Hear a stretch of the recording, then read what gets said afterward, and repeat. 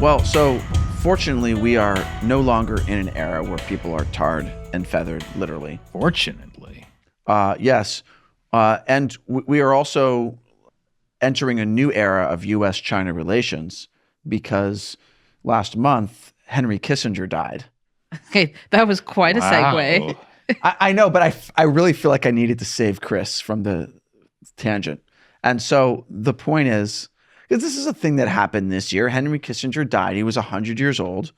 50 plus years ago, he basically started this new era of U.S.-China relations. That is U.S. PRC relations. Are you looking up tarring and feathering? Yes. Oh my God. Have we not moved on from that? Keep talking, Matt. I'm Shelley. just saying. Let's have a little corner. I'm just wondering if it was okay. I mean, So, I guess. Okay, it didn't always kill the person because there's this there's a illustration of this British excise man being tarred and feathered in 1774. And it says this was the second time that he had been tarred and feathered. So he obviously survived the first time. And he didn't learn his lesson after the first time. Okay, so it says that it's not always like hot tar. So wow, it's not fake news, Matt. Look at you. But I also thought it was like I didn't say it was hot. always deadly. I said it was often deadly. That's true. You did not say it was always deadly. I know the impression I got off of your lies. Yes, well. So, yeah, is there more that you want to say about tarring and feathering, Shelley? Well, I mean, it seems like a lot of the people who were tarred and feathered in the colonies during the time when there was, popular sentiment against the British did survive. Okay, yeah. Okay. Often they died from the horrible third-degree burns to get. No, you don't know what you're talking about, Matt. You don't know. So, are you saying that maybe it's not that bad? I'm saying free speech. I mean, there are some pretty gruesome ones, but I'm saying that they weren't always killed. Okay, I think we're actually all in agreement on this. Wait, what would we agree on? That it's sometimes deadly, but not always deadly. But sometimes. I thought it was often deadly. I did indicate that it was often, but maybe it's only sometimes, and we have to make a distinction about that. But I'm sometimes wrong, but not often wrong. Well played. Now I'm just thinking, how is this part of the podcast going to be made into a separate clip for YouTube? We're going to go onto the YouTube analytics and follow audience retention and get to this part plummets. No, I think the Boy Meets World / tar and feathering segment is the peak. This is the best segment of the whole. That's what I should have looked up instead of tar and feather. I should have looked up the Boy Meets World episode. Bear. Okay. Well. Anyway, guys, continue talking. Yeah, we were saying something about Henry Kissinger. Asterisk, you are sometimes wrong. Yes. Well, my point about Henry Kissinger is that his view was that the U.S. should engage with the PRC essentially as the main goal. Are you looking up the Boy Meets World episode? Oh, my goodness. Shelley, stop. Why? Look. I'm totally following your conversation anyway. I can multitask. We can multitask. Okay. I cannot multitask. I can't read something and also listen. Mm-hmm. Actually, sometimes I can't even just listen. I was going to make that joke, but you did it. I'm proud of you, Matt. Self-awareness. That's getting funnier. I wish that was a joke. Yeah. Anyways, keep talking, Shelley. Let me take. Well, so okay. I mean, to obviously. Almost all of our viewers have some understanding of the Henry Kissinger school of engagement, so I don't really need to go into that. But now that he's dead, I think it also coincides with an era in which increasingly people in government are realizing that the engagement school didn't really work as well as we had hoped it was going to work. And some people still think so, like Anthony Blinken. I think he has a misunderstanding of that. John Kerry has a misunderstanding of that. But by and large, there's more realization that we didn't achieve what we wanted to achieve with that. I mean, yes, the Soviet Union fell, but that was 30 years ago. So that was the original Henry Kissinger goal. I was just trying to think about why all the people who don't understand why it didn't work have been in charge of the State Department. Yeah, that is interesting. I mean, that's weird.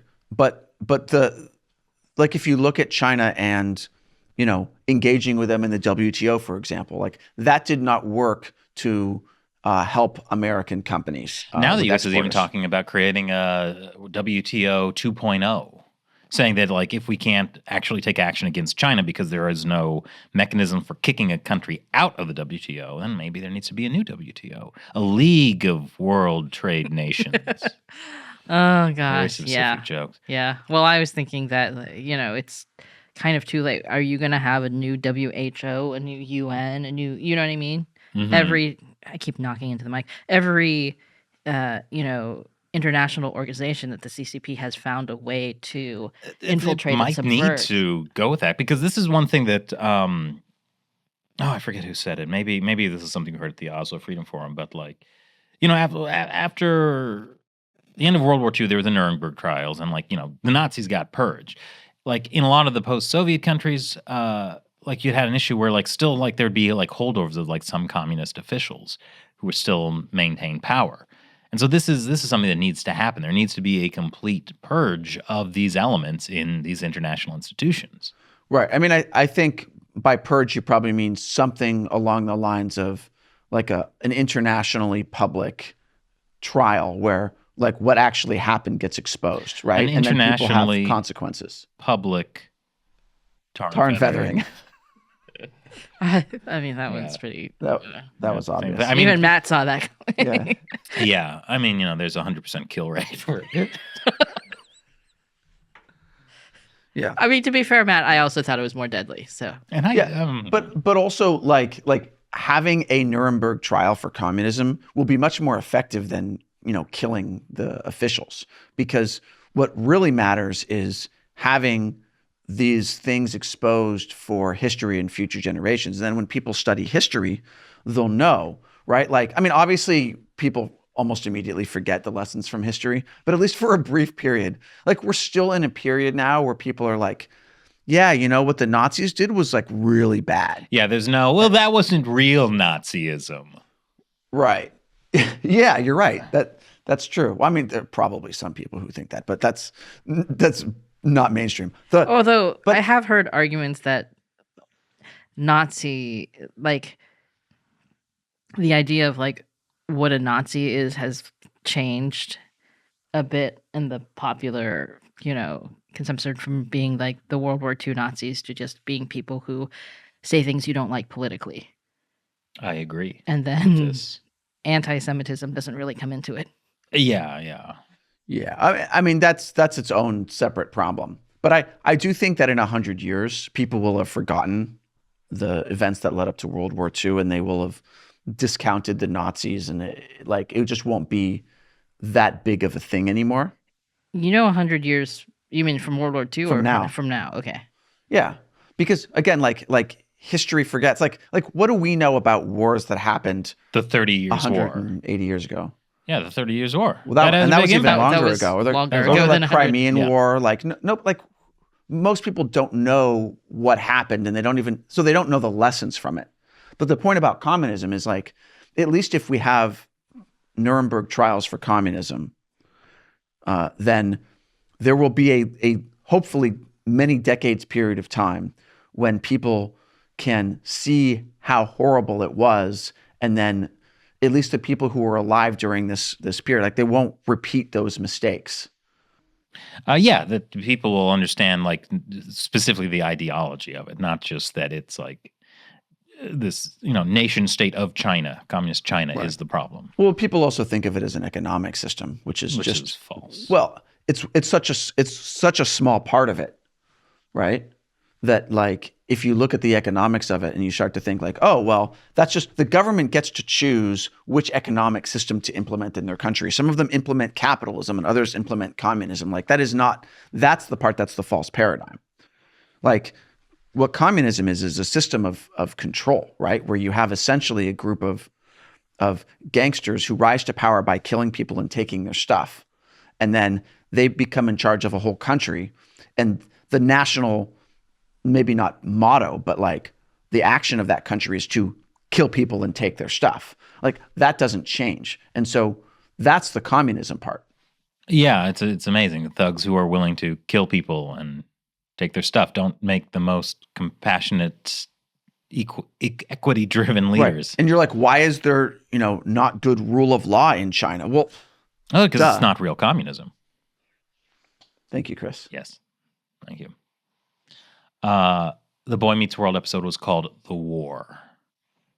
FYI. Okay. The War. Which... Thank you for looking that up while I was talking about something that was marginally... Well, Shelley actually did. I looked it up and then I showed my phone to Chris while you were talking about Henry Kissinger. And I didn't even notice this happening because I was so busy listening to the sound of my own voice. You can't multitask, as we've already established. It's just the vision narrows, the roar of the crowd and the applause comes up. Matt. There is no roar of applause. So for Matt. smart. Actually, that reminds me of the one time we did a China Uncensored episode in front of like a live audience and how disconcerting it was almost to have like reactions. Yeah, like to actually have to deal with people. I thought it was fun that like you actually had people laughing at your jokes, but then you had to pause, in between jokes to let the punchlines land. I remember when we thought we would do more of that. That was like in 2015. 2016, maybe. Yeah. 15 Anyway. or 16, yeah. So it was I think that was our last fan meetup in New York City. right. But also the YouTube space kind of YouTube became a very different thing. it became very different. There was a while when YouTube was like new creators and like whatever you want to do, like we support that. And then YouTube became like we need to, Promote the message. promote the certain messaging that we think is better for people. And standing up to the CCP is not one of those messages, unfortunately. Nope. But hey, maybe 2024. I'm actually really worried about how things will go for us in 2024. What with, potentially another election between Biden and Trump, a weird disease spreading in China. Those who don't learn from history are doomed to repeat it. And apparently that cycle's getting faster. Presidential Yeah. election, which happened yeah. in January 2020, and we went to Taiwan for. Yep. Right before the pandemic. Yep. I'm so glad we went, but So just a note to everyone watching, I would recommend, if you can, supporting us on Patreon, because we do upload all of our stuff there. So if ever YouTube does pull the plug on us this coming year, which I'm worried about, you can still see stuff there because it's uploaded directly. It's a way to keep. Also, it us. helps us tremendously when you support us on Patreon. And we can't afford to make the shows without your support. So that's patreon.com/China Unscripted, and we'll have a link below. Yeah, or more importantly, China Uncensored. Yes. Well, yes. Yes, but